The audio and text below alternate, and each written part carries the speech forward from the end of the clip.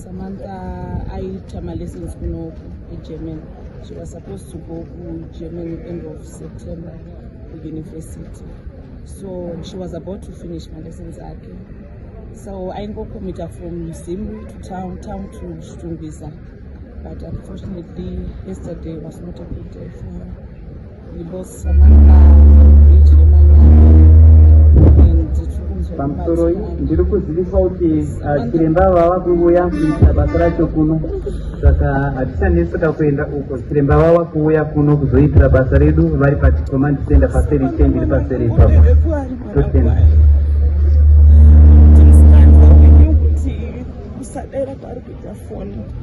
She was fast and yakaitike because ndo zvakatanga kutaura because we started calling her, she wasn't responding, and social circle yaSamantha iri so small zvekuti we knew kuti Samantha ari pakati nepakati. Tikunzwa kubatikana kuti taluza Samantha achiri mwana mudiki. She was only 19. Tikunzwa kubatikana. It's not easy kuona mwana wako ari mugodi kudai. Tikunzwa kubatikana zvakanyanya nezvakaitika kuna Samantha. Asi tinongotenda une support yatiri kuwana kubva kuvanhu naiwa yamashoko kuti go well Samantha till we meet again.